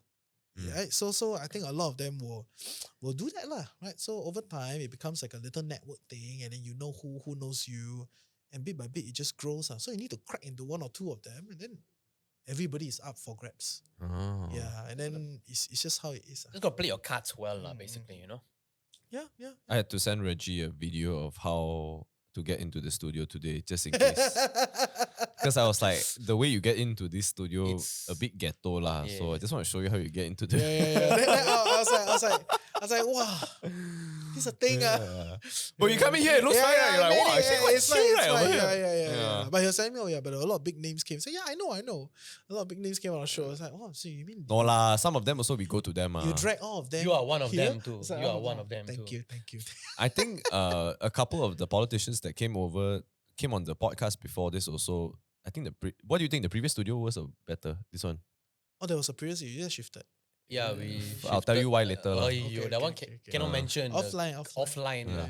What But do if you think? know, But you MJ know. has been to both, so he's the guy who would be able to tell lah. I'm biased because You were here. I work on this place, right? So I'm gonna say here Here better. because I work on it. Oh, It's a nice place. Really. Thanks, It's just the outside damn dingy. it is. It's alright. Actually, it's Malaysia. Like, No. Actually, I want to defend it. In the day, this place is impossible to find parking. It is the busiest. Okay. Correct. Okay. In fact, getting out of this place at 6 p.m. Will take you maybe half an hour. You should just stay and work. Okay. Yeah, Okay. because not it's well so lit. jammed. It's not well lit. It's just because this alley is not well lit. Okay. But majority of the time, Nick has worked here before. What do you think, Nick? You think here them jam, right? It's a disaster. It's lah, a disaster, It's a bro. disaster. That's why we only have the timing very late or in the afternoon or the weekends where lunch is done. Okay. It's an old area lah. So Yeah, all the old yeah. people are asleep already. That's why. Okay. Yeah. Or It's true. It is an old area. it's a very old area, bro. I was telling Reggie, so for context on the podcast, right? This area, I'm not going to say where. It's been around since the 60s, 70s, It's been a The long... more you say, the more people can guess where. Setapak. That's the running joke lah. But yeah, that's why lah. Okay. Yeah. Okay. Actually, those were the three main ones because I was going to ask about like the whole situation on the staying in Singapore. That I was so curious. Yes. After listening to that, I was like, wow, it's quite an intense spot. But overall, right, how was your feeling during the pod with him? If you don't mind me asking, Which one? can disclose Which or not? The professor one. Prof. How was your emotion during it? Because I felt like this is perception lah. Very strong stance from his side, but I can tell you are also. I don't know whether you're laughing in agreement or you're laughing because you're like, wow, the way you say you're going to offend a lot of people. I think it's a mix of both. You listen to that No, podcast. I may have actually because Yeah, I need to check back. I think it's a mix of both. Let me First see. is, of course, I'm like, wow, Prof, you really know to say, very good. This thing's gonna go fast. I was laughing on that. Yeah. Do you think a lot of I don't know whether you're speaking on behalf of Singaporeans lah, okay? But do you think a lot of them are like easily offended when it comes to discussing property, when it comes to upgrading their lifestyle, that type of thing? Because maybe it's just me lah. I think Malaysians either comment or don't comment, right? And when Malaysians comment, right, my experience is usually they are just all for jokes, laughs, and like sometimes they have a minor say. But the Singaporean commented a bit more critical, if that is the correct term lah. I think that's a fair point. A I think bit that's more critical when Yeah, it comes to yeah. things. So when you were going through the podcast, was that going through your mind?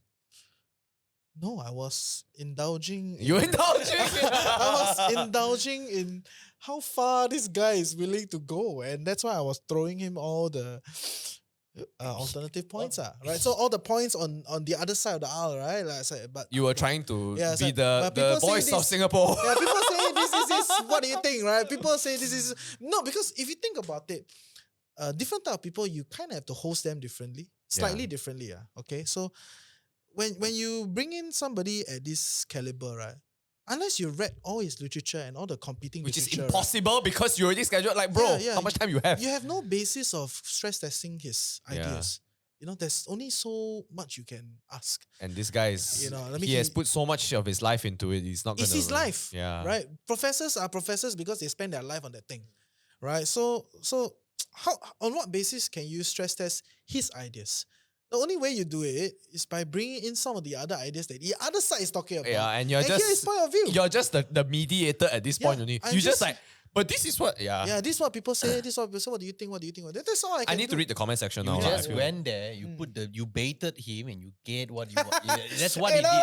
He no, debated I the guy, never bro. said- I never bait- I Let's never- just be honest, No, lah, I right never- there. Okay, No, okay. you It was didn't bait. to be fair. I mean, we But did you knew his stance and all this also? of lah, course yeah. we knew his stance. Like to be very fair, I think at TFC we try to give all the angles airtime.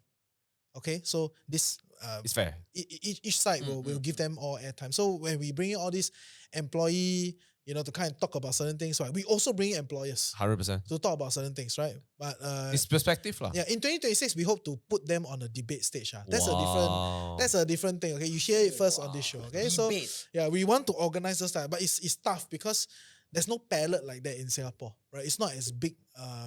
When I was traveling in France, every other channel was a debate. yeah, but I remember there was one, I Yeah. think CNA did like a semi-debate. CNA's debate are horrible. lah. No, but there's one I thought was quite interesting, which was the one about I think this is the first time we spoke on this podcast, bro. JC and It's being like Oh. JC and you have another one, the technical school, and they went on and they yeah.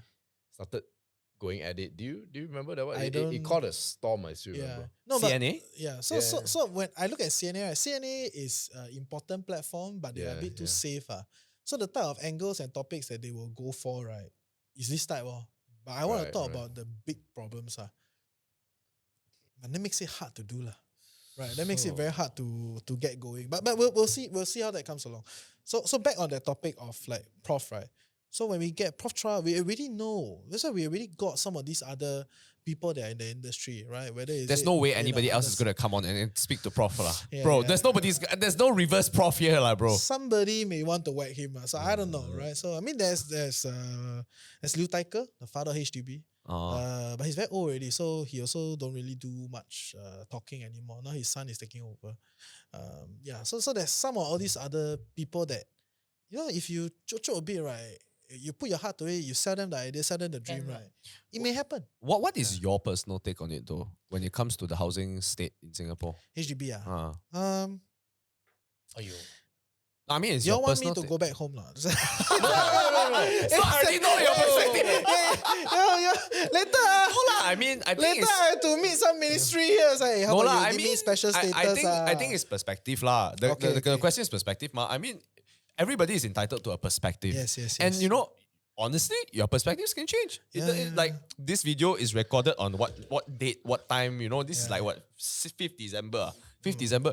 Things can change, man. Opinions can change. Fair, We're not fair. married to it. Thanks for So- giving me the platform. Hey man. You talk- No man. You I'm, soften the ground. So okay. I'm curious because to me, Mm. well, as a Malaysian, we are very blessed with land, right?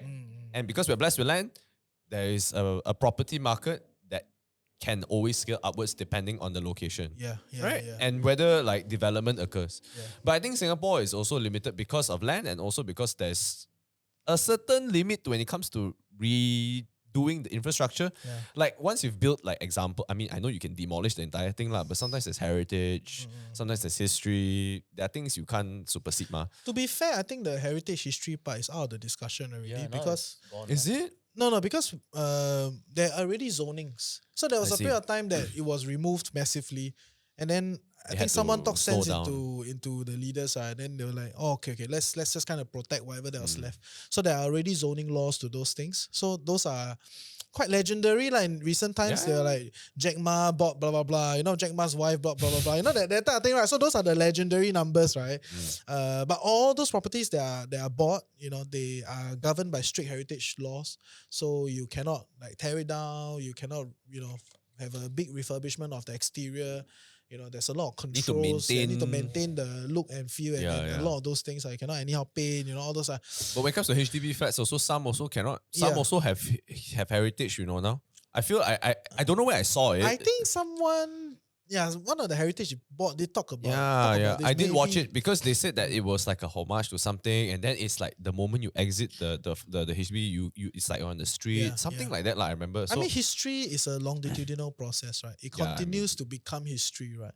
yeah, so, lor. so I don't want to go there. I'm not so philosophical, but on the What's your on- perspective on on the the- big arc of property in Singapore, right? I think I have a few strokes. Okay, first is if HDB didn't exist, Singapore cannot exist, right? Yes. Or at least Singapore in its current form Tough, ah. cannot exist, right? Because for the longest time, Singapore was a port, right? So and actually, many parts of Malaysia, you know, or Malaya at that point in time, what happened was people would grow their stuff, do their factory or whatever, and then they would drag all the goods and then sell it in Singapore. So Singapore was a port to Yes. push it out to the global market or the regional market. And then after the traders make the money, they'll bring the money back, and then they will bring back home. They will go to Malacca, they'll go to Muar, Yeah. they'll go to Ipoh, whichever they came from. Mm. Right. So that has always been that movement in the whole of the Malayan region, right? Before Malaysia as an idea, as a Yes. state as a nation came about, right? So that was the system. So Singapore has always been a port for hundreds of years already, right? Time before the Singapore Malaysia. of the day, time before Malaysia, right? So that has always been the thing, which also means that most people that are living there and working there, Have the same. they don't have much. They work at the port. They work for food. They work for living. You know, they cannot afford all these type of houses. Right? There are a lot of squatters. You know, people live in like very tight places. And I don't know if it's true, but I always wonder why my grandparents will ask each other, "Have you eaten?" Right? Yeah, have you eaten? Japa boy. This is Hokkien, right? Okay, have you eaten? And slowly after my thinking, okay, I'm open to be proven otherwise. My thinking is because at the point in time, people were just, you know, working for food, Yeah. working to live. They were paid in rice, they were paid in salt, maybe. Right? So that's why their first greeting to each other is, "Have you eaten?" It's the same thing here. Right? So Same you, thing, you get what I mean, right? So I mean, it's a Chinese migrant problems, right? Okay, Indians also lah, right? So For context, even Malays also they say you makan already. migrant population situations, right? Okay, anyway, so the thing is, if without the HDB system of the day, it will be very hard to house so many people on the island, you know, in such density at such price. That's what I think lah.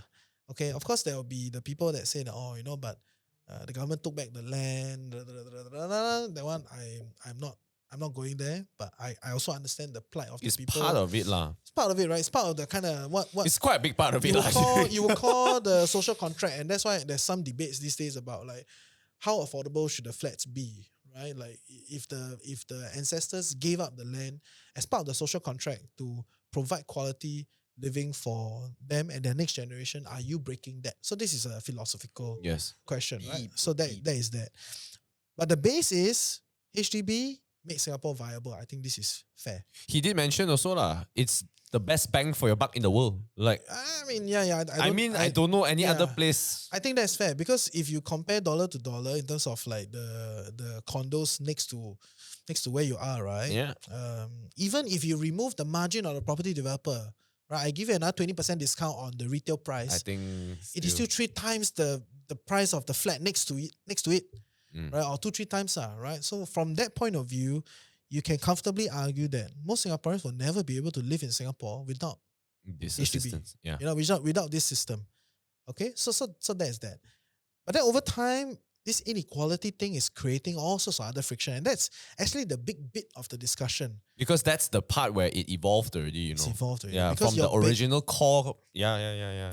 Exactly. So when you start to see wealth accumulate amongst the rich, And it's dividing and it it's further. dividing society, it's a relative game, right? And you look at the other party, it's like, oh my God, what do you do? How can you afford these things, right? So this whole thing then it's not unique to Singapore. It's a lot It's of the a world lot too of lah. places. So actually a few years ago, the Singapore government But the difference is there's no crime lah, to be fair. Less. A lot of the rest of the world where they do this type of housing, then suddenly there's a lot of what's that called? Gerrymandering. gerrymandering is- Yeah, and then you have places like the US. That one is the most hardcore you can get. Okay, already that lah. one is 2-3 steps after already. That one I you will go- argue is a yeah. fallacy, but this is not the podcast. Okay, so but I think on that note, right, what I'm going at is that because of this problem, I think the government 2-3 years ago came up with some sort of a property tax called non-owner occupied Yeah. property. Right, to- essentially trying to differentiate between like, is this a property that you're Owner staying or on, investor. or are you investing? And if you're investing, then I will tax you at a much higher rate. But the thing is, if you Yeah. are so wealthy, you can. That's the thing. If They you're will wealthy in pay. Singapore, Yeah, if you you're are wealthy wealthy. in Yeah. No, I think and I think that's the difficulty of the game, right? If you control the market so hard, it collapses, it creates all sorts of other problems, right? So what do you then do? You try to see whether you can shave off more of it, right? So when you shave off more of it, then you create two main effects, right? One is either you redistribute the wealth that is gained And then within everybody's the gonna freaking leave. and within then, the property market, right? This is the first bit. So you extract it, then you reinvest in other ways, or you kind of close the gap of HDB subsidies, right? So that's potentially one bit. I'm not saying the government is doing that, but I'm saying that's potentially one bit. The other bit is I really hear a lot of chatters. People are selling their houses. They're selling their second house, their third house. They are dropping it because Yeah. it doesn't make Cannot- sense yeah. anymore. So that is in some ways this strategy, this policy creating a certain market mechanics, right? So It's like a new rule to the game. yeah, new rules sort of the game. So Yeah. people are exiting, and then you see the market kind of like be a Adjust. little cool, a little bit more adjusted. And I think in some ways, I can comfortably argue that I think it's good, right? So yeah, So have you bought a property at JB? no. Singaporeans should never buy JB property. The ringgit depreciation is too crazy already. Wanted to know. It's over the past 30 years, ringgit to Sing dollar Yeah, yeah. depreciation has been 5% year on year.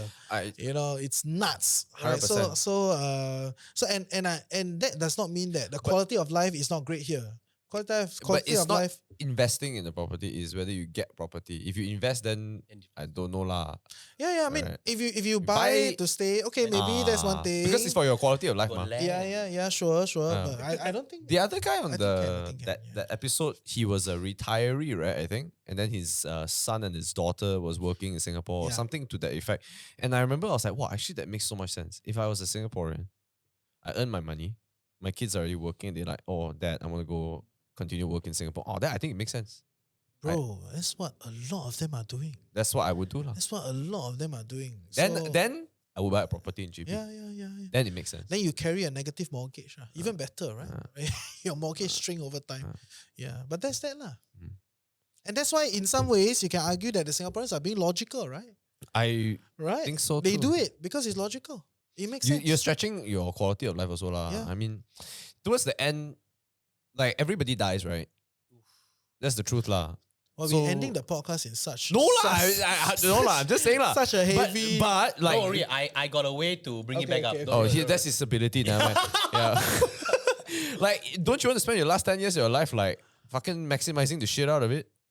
Like, if it makes you happy to have more land, if it makes you happy to have more, like, I don't know, you get chill vibes, up to you lah. You know what's the problem I see in this? The problem is that in the next 10 to 20 years, politics in Singapore and Malaysia will get more and more intertwined.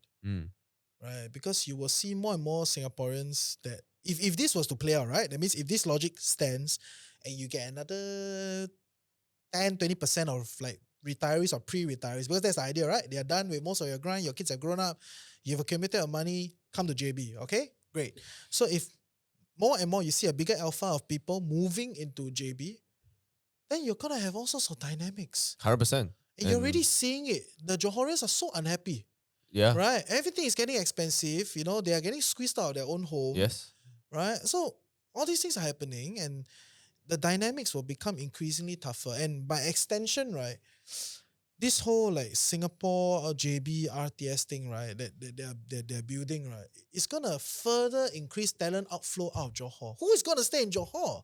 I Anybody think that nobody is will that is stay. decently qualified, that is good enough, that can make the Sing dollar, will make the Sing dollar. So Absolutely. you're gonna continue to see more brain drain out of Johor. Right. So as a Johor government, But I think you don't need to have that also lah. Because it's strange enough, right? Like, you know, when you meet, at least for me lah, where every time I work in Johor for projects where I have to work with temp staff, they immediately, first of all, don't want to learn Malay. And I'm like, you are crazy, bro. You are crazy. They're like, for what I want to work in Singapore? Right? So to them, they don't even want to study also. Some of them, they just like, oh, it's okay, I'll just go in Singapore. I'm like, you don't even want to study, don't need.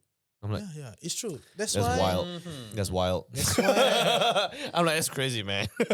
You know? That's why when the Menteri Besar say he wants to make Johor a high-tech environment, I was like, impossible, brother. It's not gonna work. Yeah. You cannot even keep your population locally, Yeah. right? If you can do it in, probably like in Penang, you can do it in KL. Because it's far. know, it's far. Yeah. For someone in Selangor, or Perak or Pahang, to want to go down, so, oh my god, this is a big thing, 100%. Big But change. But Johor, yeah. some more It's a commute. RTS built, right? This is a It's a commute. from the first stop, right, at the RTS, I think to get to Raffles Place, it's gonna be like 40 minutes. Yeah. Comfortable aircon ride all the way. Comfortable Yeah. aircon, right? Vroom, you reach there. Hello, Singapore. Yeah, exactly. Yeah. And it's not even like Woodland, Singapore, it's Yeah, like it's downtown. CBD. Yeah. So who is gonna, in the right mind, if you have a good qualification and you have the capabilities, stay in Johor? You're not gonna do that. But I think that's the thing. A lot of people won't want to stay in Johor. That's the thing. It's kind of like a Singapore retiree. Exactly. So- but maybe got talent to jaga old people Yeah old lah, maybe at Singaporeans in some JB point lah. lah, but your biggest alpha is not there, right? Yeah. So that's why I say that the tougher problems that nobody is talking about is in the next 10, 20 years, as these dynamics play out, how is it going to affect politics on both ends? Suddenly the Johor problem becomes a Singapore problem also. A Singapore problem also becomes a Johor problem, Yeah. right? So this bit, Then right, merge back. Welcome back home. That was MJ's theory That's not also. my He was house saying- view, ah. Do you think I Singapore still go home. do you think Singapore will come back to Malaysia? Wa? No lah. Never, right? The SGD Never, right? cannot lah, Yeah, the bro. SGD, bro. Yeah. Cannot, bro. It's a capital high ground. I don't think any ruler will want to give up. No lah. Won't lah. Yeah. But I think the interesting bit recently is Singapore just announced that they will set up consulate in Sabah and Sarawak, right? Yeah, confirmed already, sign off already. Putrajaya has agreed. Yeah, so you are seeing reintegration in a different way. It's not about merging back together at this Working point in time. I together think lah, it's very hard, lah. You know what I mean? Truth of the matter is very hard. There's too many incentive structures that has been set up, right? Like Yeah. Singapore relies on a big part of the Malaysia population that is skilled and trained in Malaysia to work in Singapore, Yeah. right? And like it or not, you Malaysians can say depend a on lot of the Singapore's- Singaporean depend on Malaysia for sanity. I You know, it's really- like- right? You know, it's like Not water. water is no longer the No longer? the case. No. Water is no longer, power is no longer the case. Okay, so those were the days, But I do think a lot of the grind from the Singaporean side is they rely on Malaysia as a place to To like just to release. release all the They bullshit just that the need to- MNCs will squeeze on them, right? So that whole bit is there. Because There's it's the tense, dynamics. man. You know, Yeah, you're yeah. in high competitive zone Yeah, the whole time. and you can even argue that some of the subsidies that are put up by the Malaysian government into chicken, into all these things, will actually benefit the Singapore population also. So there's a lot of all these type of dynamics that Dynamics. have already been set up, and then investments on both ends, everything it's has so nurtured over time. yeah. It's quite hard to we're gonna renegotiate thing and come back again. It's quite hard, at least not within the next 2 decades. I don't think so. But there will be more, integration and looking at how to work together. I think there'll be more of that. Inevitable. It's inevitable because of Yeah, the aging population also, ma. Yeah. Yeah. No, and also ultimately. the whole the China-US situation. I mean, Delicate. I spent some time in Kuching and Kota Kinabalu because of the Singapore office. So Sarawak, Abang Joe, the premier, has this organization or this what do you call it? It's agency. Okay. Agency called Statos, right? Sarawak. Have you heard of this before? Yeah. So it's essentially is a trade agency that represents Sarawak's interest in Singapore. Wow. So they have a team there that will push the Sarawak products, push Sarawak investments, and it promotes both sides, right? Trade in and out, investment in and out, right? So, and Sabah also has that. And to me, that's why the Singapore government is setting up a trade consulate Both in Sabah, back in Sabah and Sarawak, right? So this is like a mutual integration. So that whole bit, right?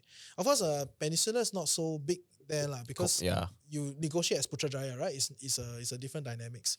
But that whole bit is gonna be quite interesting for the trades of the next. I feel also like Sabah also deserve like a lot more lah. I think I was watching this video where there was this previous agreement with them, and then there was a lot of promises that were not kept, and then that's why they all like damn pissed off, and then they like fuck it lah. I can't deal with this BS anymore. That's why they go to work with Singapore also lah. Possibly lah. That's my theory also lah. I don't know how to say it. Bro, I don't know how to say it. dude, when I was reading like the promises that were made, right? It's quite mad, bro. They didn't fulfill, And this is, if I'm not mistaken, it's during Tun M's time, Okay. I still want to come back to. No, this is my view. So this is what I saw on the video. They're like, wow, this is quite harsh, bro. The way they were treated. But maybe I'm wrong. I mean, I watched the wrong video, lah. Right? Yeah. You wanted to end it in a positive way? Yes. Something light-hearted. So I heard earlier that you watch anime. Too light. This one too light. Wait. The turn is very hard turn. I heard earlier that you watch anime, right? Yes. You're a big fan of anime, right? Yeah. Fantastic. See, the producer is like, walao eh. So yeah. No, because it's his trademark question. Fantastic news. So What's my favorite anime? Is it? No, I'll do you one better. Okay. So which anime girl would you want to smash? If you can make one into a reality. Alright, just to ease up that. Wait, just relax. Keep calm. Wait. John is Susunade. You know Tsunade? Oh, okay lah. As long as you know lah. Okay. And clearly after I say Tsunade, everybody's like, oh, so John's that type of guy. Okay, and then Drew, which is John's brother, is Bulma. Dragon Ball. Yeah, I mean, bro, Bulma is hot, man. Okay. What was yours again, bro? You forgot? I can't remember. Is it not Hancock or something? Yeah, maybe one of the One Piece characters. Mine is Or Nami? Mikasa Ackerman. I have no clue. There, from fucking AOT, Attack on Titan bro. lah. Mikasa lah, the girl lah. The girl, the OP. The Levi's girl lah. watched The Levi's girl pula. I watched Naruto. Yes. Naruto. Oh. Yeah. That's all. Oh, you only watch Naruto lah? I gave up Bleach before the 100. Bro, I would do Orihime same. anytime. Same. I also gave up One Piece before the 100 episode. I- And the first 100 episode sets the whole context. So if you cannot finish the first 100 episode, MJ is crying in the inside. you He's like, can't You look at his continue, mouth. You right? look at his mouth. MJ is like, Yeah. if you're One Piece, minimum 500, bro. Yeah. So, Okay, let me ease up the question. No, now. I'm not Who is going the there. hottest anime girl you have seen? I'm not going there. Hottest anime girl. Like, Okay, give me something else. I Really. literally just saw his brain churn, right? The next question out. But I don't know whether he was like, Yeah. It's worse. It's probably worse. this guy has a record of asking very. yeah. Every time he has to troubleshoot, the brain gets worse. I'll tell you another story after this. So Okay. that's why he's churning the question. Okay. Must be brand safe. I got one more. Okay, I got a very brand safe question, right? So maybe you give Brand me. safe and boring got difference, Yeah, 100%. Yeah. But this is very boring and very brand safe, lah.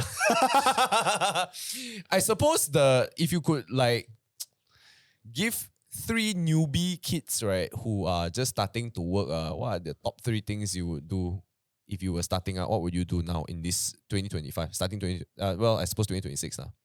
They just graduated, they're getting their first job. Because every few years everything changes, right? Like before this, I bet you'd be like, oh, you should invest in crypto, for example. I don't know lah, right? Or you would start saving up for this, or you would invest in that or whatever lah. So if you could give 3 tips for a kid who just graduated, because a lot of times This I very feel brand safe, just saying. yeah, it is very brand safe. Because I think a lot of times, right, like when we started this podcast, it was actually a career type of thing. Really? Initially, Then what happened? it happened because not everybody's career is the same, right? Okay. Sometimes it's kind of like the guy ends up doing something completely else and he's known for that. It's not exactly a career Okay, anymore. fair. Like, for example, people would think that, hey, this guy does this podcasting full time. No, man, I do events full time, bro. Okay. But okay, not many people ask me about my events life. So I'm like, it's okay. Wait, lah. Miss Pui came on the show, right? Yeah, there you go, man. Yeah, okay, boy. I saw. I get your type already. I say, okay. Answered. Answered. I already know your answer. Okay. Already know your answer. So very brand safe question lah. Yeah. Brand safe question lah. In KL, is it? Thank you. So we contextualize it because it makes a world of difference, right? Yeah. In KL. Since now you have the Singaporean perspective, right? So Yes, it's third party yes. perspective. You come in here, then you're like, I think the KL kids, or at least Malaysian kids, maybe. No, actually KL lah. Probably KL lah. KL. Okay, I think squeeze yourself into MNC, I think is still quite important, right? But don't stay for too long, right? So Because it makes you crazy, or because no, because the exposure is capped, right? it is To be very department. to be is- very frank, I think a lot of the so-called MNCs here in KL are not that global. You know, the KL office serve as a function of their overall setup, right? But truth of the matter, if whether you want to go to Hong Kong, you want to go to Shanghai, you want to go to like Singapore, where those are real HQ, they're not going to take you as a freshie, right? So you have to start at MNC. You lah. start somewhere, right? Best is to do internal transfer after a few years, Mm. right? And I think the quick hack is to join some of the Malaysian banks, right? See whether you can squeeze yourself in and then ask for a transfer and get out. I mean, sorry. You know, go somewhere else and then No, go- I mean you don't need to stay there forever if you get out because Exactly. it's just about that's a like, stepping stone, yeah, right? You go and there, s- you for you to figure learn, it right? out, you learn. If it makes sense, if it's the life that you can tahan, you like it, you stay. You don't like it, you know, yeah. home is here, right? You can always come back, right? I think that's the thinking that more, you know, I think This is based on our conversation earlier where Reggie and I were talking about how a lot of times the Malaysian HQ, quote and unquote, is very it's very localized. local. Yeah. it's very So, local. for example, it's kind of like Bangkok. Mm. That's why Bangkok is not exactly international. It's Yeah. Thai-based. It's great, You you know, know, but it's not international. It's not Yeah. international. It's a very big difference, right? Yeah. The distinguishing factor is like, it works here because it works for Malaysia. Yeah. But it wouldn't work if you were to, example, one day want to work in the States or work in the UK because it's not like you can go from KL to London you can't. immediately. Yeah. You need to go to an Asian HQ, a proper Asian HQ for Yes. you to be able to be internationalized. Because Yes. when they recognize the market. Because Malaysian market won't recognize any other market other than Malaysian market. They're very comfortable with Malaysian market. Yeah. So that's the context lah. Yeah. And I think for a young person, give yourself that chance, right? Yeah, man. Absolutely. I totally agree. What's the worst? Come home law. Right? Yeah. There's a lot of things you can do here in Malaysia, right? I Yeah. think if you want to build a brand, you want to do something, this is a bigger market, you get some advantages here, you know, as compared to doing it in Singapore. But if let's say you want to build a career, truth of the matter is that is a better place to build a career. But it's definitely more intense, right? It's Because in an definitely more MNC spreadsheet, I paying 3 times, I bet. Oh, I'm linking the Howie I gotta Tan make episode sure you lah. work 3 So times, I wanna you see know, the right? professor So one. yeah, check it out. Yeah. So yeah, that's my hot take. okay. Yeah. Thank you, Reggie, for Thank you. Yeah, Coming last on that. question. You think Are you gonna nasi allow me to lemak- go home? No, I'm not. You are now Malaysian. Why would I want you to go back to Singapore? Is He's a Village- duo. He's a is Malayan. Village Park nasi lemak overrated?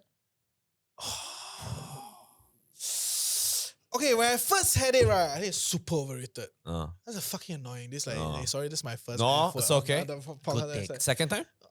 Then after that, Village Park has this like weird thing about. There's like a, if I'm around, it's like okay lah, we can give it another shot lah, right? And then it becomes like another shot lah. It becomes another shot, you know. So that's the thing about Village Park, right?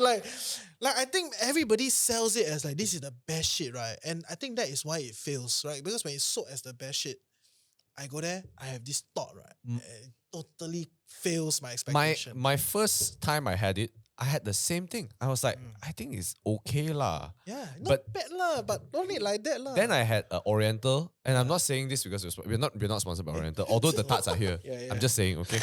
But they can if they wanted to. But I thought Oriental coffee's nasi lemak is better because first of all, I'm waiting in the aircon area. Hey, Now- you're not How to purist fight? enough. No, no, lah. no, no. Hey, aircon Wait, lah, hey, you go wait. Singapore lah, everything aircon lah, right? Then Sorry, sorry. number 2, when I'm seated, it comes fast and it's big portion, and I'm like, okay lah. Then I went back, I was like, okay lah, I think honestly Oriental is better lah. Then I went back to Village Park because my friend from Japan came by. He was like, you know, Everyone wants to go Village Park, right? no, Yeah, but yeah. dude, this guy is like Malaysian in heart lah. He's a Japanese guy, but Malaysian in heart lah. He loves Malaysia so much lah. He's got various Malaysia shirts saying that I love Malaysia. Siao. It's weird. This guy is weird. But I'm the reverse. I'm the guy that loves Japan a lot. So it's like when we both meet, it's like a movable, immovable Unstoppable object and immovable something. Yeah, so okay. we both like, like, you know. So he's like, hey, you know, I've came to Malaysia 10 times plus already, you know. But I've never been to Malaysia. But I'm like, it's a fucking crime, bro. So I brought him there. Like, that idiot, I'm like, shit's not bad lah. It's okay. Then I think about it, I'm like, you know why I hate it so much last time? I don't even remember why. I don't know why. Yeah. But I have to say this, okay? Credit where credit is due. Village Park, the rice is better. The rice is better than the Oriental rice. The rice is damn fragrant, bro. But I can tell you it's a lot more calories.